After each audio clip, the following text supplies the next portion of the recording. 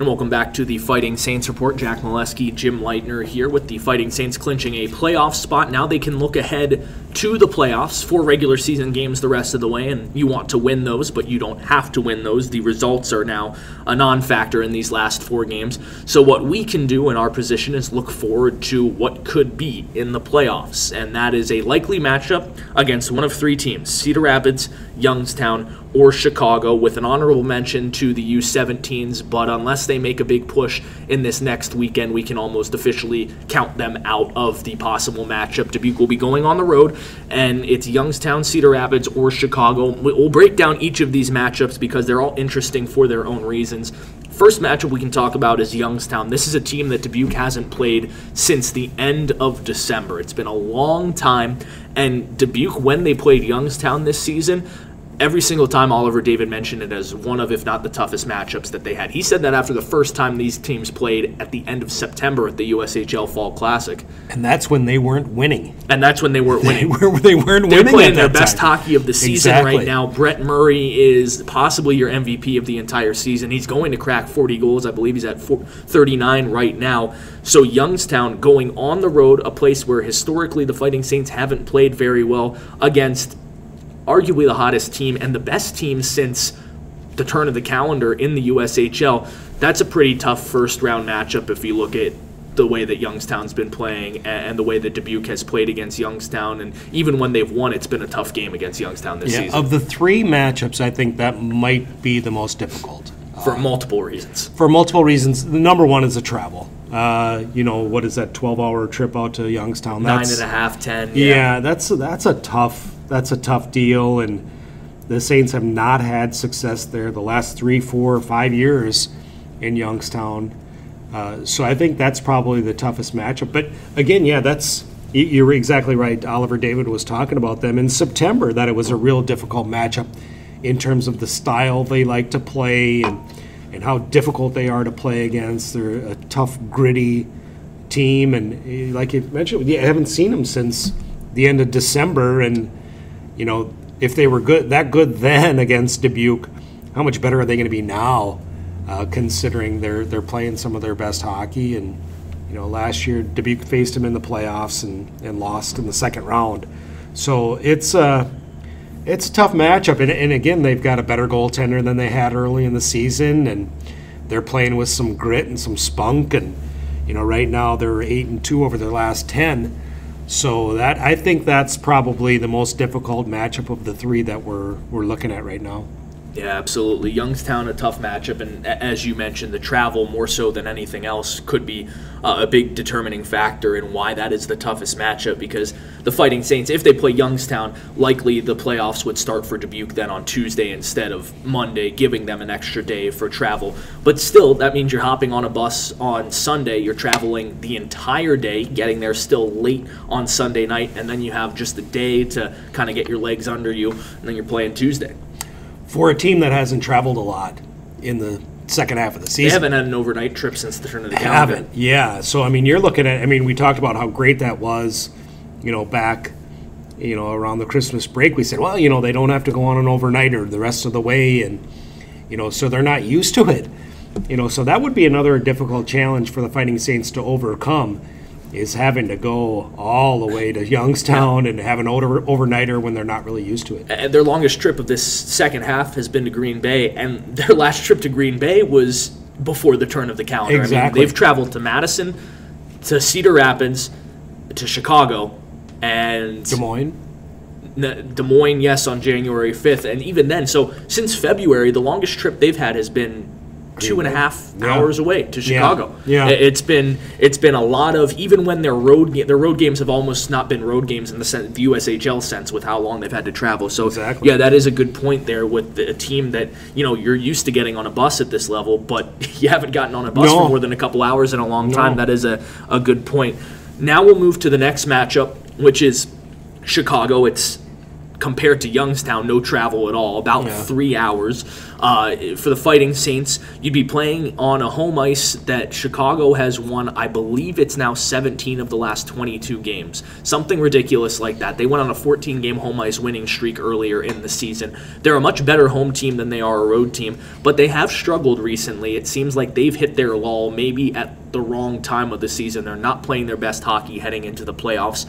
And in the 3 games that these two teams have played, it was 5-3, 5-3, a split for Dubuque in the first weekend, and then Chicago got them in the second game. It was a 3-2 win. The Dubuque didn't play. It was a pretty sloppy game, I think, for both teams. Chicago had a little bit more offense.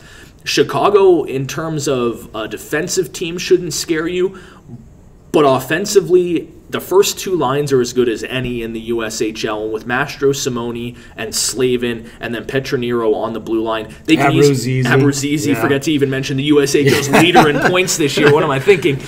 They can put up 5 or 6 goals a game. That's why they're a dangerous matchup, because they don't have to play well to score 4 or 5 goals. I think this might be, of the 3, I think this might be the most favorable matchup. Agreed. Because I think Dubuque, in all 3 games, they've only played them 3 times, so they've been recent games. I think all 3 games Dubuque has played in spurts where they were the much better team. And I think you could make a really good argument if you watch these games just on tape and didn't look at the score sheet, you would probably say, oh, Dubuque won all 3 of those games, just by the flow of the game and, the way the game was played and all that. I think if you just looked at the optics, I think you would think Dubuque won all 3. I think it's a better matchup than the other 2. And but that being said, Chicago has found ways to finish in the right times when they really needed to, which makes them very dangerous. And they're a very offensively gifted team. My thing, maybe I'd question maybe the grit that you have to play with in the playoffs. It's a different style of game. There's a little bit, you get away with a little more clutching and grabbing. You have to fight through a lot more. There's a lot more adversity. And I mean, you have to be playing a playoff style hockey. And I think Youngstown's doing that. And I think Cedar Rapids is doing that. I don't think Cedar Rapids knows another way. Well, no, not at all. At least not this season. Not this season. And I mean, they've had to grit their way through things too. But of the 3 teams, I don't think Chicago is playing that playoff style as well as the other 2. They're still a tremendously gifted team with some outstanding personnel on that team. They're a good team. For me, Chicago is probably the most pleasant surprise. When you look at where they were at the beginning of the year, they were looking like a bottom feeder, to be completely honest. They really struggled out of the gates, but they've made probably bigger strides than any other team in the USHL, quite possibly. So kudos for them for doing that. I just think just looking at the makeup of their team, I don't know if they're quite as gritty as those other 2. Still tremendously talented team.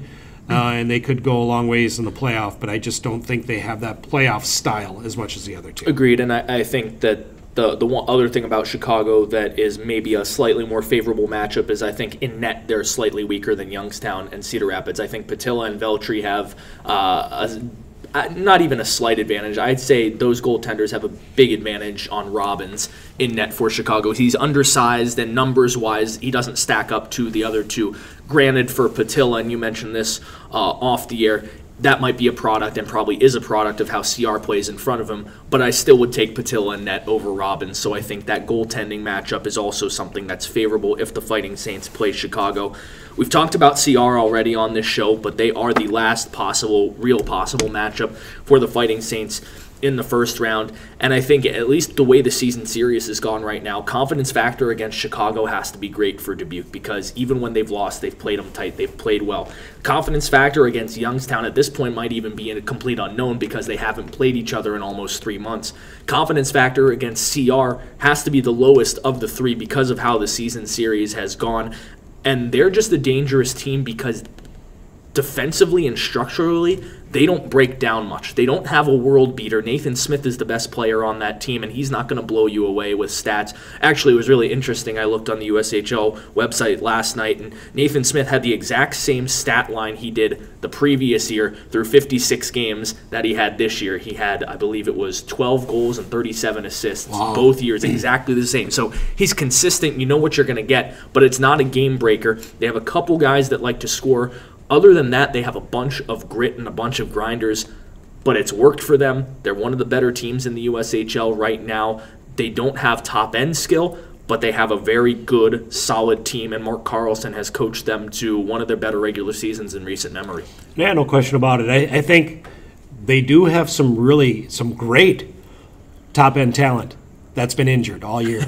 They have Merrick Vlach is one. I know they have a couple other players who are really counting on for scoring, and they haven't been able. They've been injured all year. Aiden McDonough just came back. Aiden McDonough. He had 4 points against Dubuque in the last game. Exactly, and I think there's another guy that escapes me right now, but they have that really good talent, but those guys have been injured, long-term injuries. So credit to them, they kind of adjusted their play or their style to a much more gritty style and a much more playoff style. A real good defense-oriented team where they take care of their own net, probably as good as any team in the USHL, maybe outside of Tri-City. So credit for them for playing that style, and as we mentioned, it is like a playoff style hockey, a gritty style where you take care of your own net. You make it really difficult for opposing forwards to get to that dirty area to score goals. And then you're opportunistic on the other end. And it's been a really good formula for Cedar Rapids, and they've been really good. And I think obviously one of the hottest teams in the Eastern Conference right now, playing with confidence and playing real good hockey. But if you look at Cedar Rapids for Dubuque, maybe in a confidence perspective, it's barely any travel. You might get more fans traveling from Dubuque to go to Cedar Rapids. You might get a little bit more of not a home crowd feel, but get more cheering on the Fighting Saints side. And also, they've been a couple bounces away in some of these games from beating Cedar Rapids. Cedar Rapids is the best home team in the Eastern Conference record-wise, but Dubuque's 2 wins this year against Cedar Rapids have been 4-2 and 5-2 at the Stable. So when they've beaten Cedar Rapids, it's been on the road, and they have one more game to prove that the last couple have been anomalies more so than the regular course of what this season series has produced. And I think if they can get a win against Cedar Rapids, and even if they don't get a win, play them tighter than they have the last couple times, that'll go a long way in determining what the start of a playoff series against the Rough Riders would look like. So maybe you're hoping that they get lulled into a false sense of security in Cedar Rapids? Maybe. Yeah, I think it's been a real frustrating series for the Saints, and it's kind of a total reversal of the series with Cedar Rapids. The previous 2 seasons, Dubuque won 13 out of the 16 matchups the previous 2 years. So we're kind of getting a taste of what Cedar Rapids has felt like the last couple of years. But I guess the positive outlook for me on Dubuque against Cedar Rapids is there have been times when they have played extremely, extremely well, and a couple of bounces just didn't go their way, or they had an untimely penalty that led to a power play goal that shifted the game. So I think if you have faith in the hockey gods that eventually those bounces will turn the other way, and you play with discipline and avoid the bad penalties that can lead to power play goals, I think your chances are a lot better. I don't think it's a hopeless situation against Cedar Rapids by any stretch.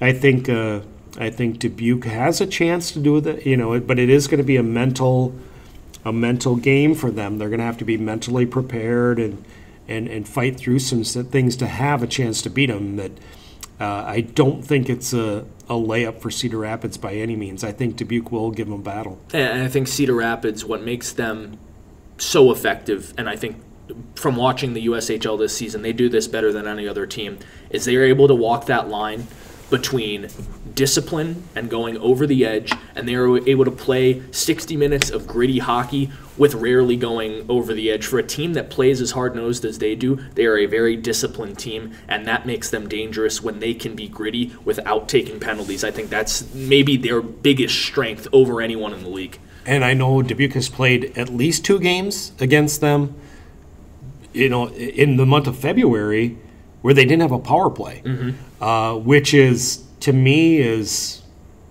unbelievable. Yeah. Almost, when you're playing a fierce rival like that, and you can argue, well, the refs didn't call anything or whatever. That's still pretty hard to do against a rival, and you can say it was tightly called or not tightly called or however you want to put it. It's still tough to do to go an entire game without giving the opponent, a rival like that, a power play, and that is a hallmark of Mark Carlson coach teams, and it has been forever. They play hard, but they do play a style of hockey that doesn't lend itself to a lot of power plays. Dubuque's power play has been pretty decent at times this year, and but they've done a nice job of staying out of the box against Dubuque and avoiding that. And I think you go back to just Friday night. Dubuque was dominating the first 10 minutes of the game, took an undisciplined penalty. It led to a power play against, and the entire momentum of that game shifted. First 2 shots are in the back of the net. Exactly. Well, the second shot was a lucky bounce. A real fluky. But the entire complexion of that game changed on a penalty. Now, if you look at that, the first 10 minutes, Dubuque's dominating that play. If Cedar Rapids takes the penalty and Dubuque goes on the power play and score, it's, the complexion of the game is entirely different. Completely. So credit to Mark Carlson and his crew for teaching that style. You're right, they play on the edge. They play gritty, tough, but they do play discipline and they don't take a ton of penalties. And I think in that game Friday night, I think that was the difference maker. Yeah. Cedar Rapids, Chicago, or Youngstown. Outside chance that it's Team USA, but those are the 3 most likely first-round matchups for the Fighting Saints. And a breakdown of each team. We might have a clearer picture of who Dubuque will play next weekend, but I'm guessing we won't. I'm guessing this will come down to the last day or the last weekend at least to determine who the Fighting Saints will match up in the first round of the Clark Cup playoffs. So Dubuque will be heading on the road. Opponent TBD. We'll take a break. When we come back, there's another hockey tournament that's coming up soon. Not just the NHL playoffs, but also the Frozen Four. The teams have been determined, and the teams are laden with Fighting Saints alumni once again. 3 of the 4 teams in have at least one former Fighting Saint on the team. We'll look at what the Fighting Saints players have been doing in the tournament and who has the best shot to come home with NCAA glory on the other side of this break.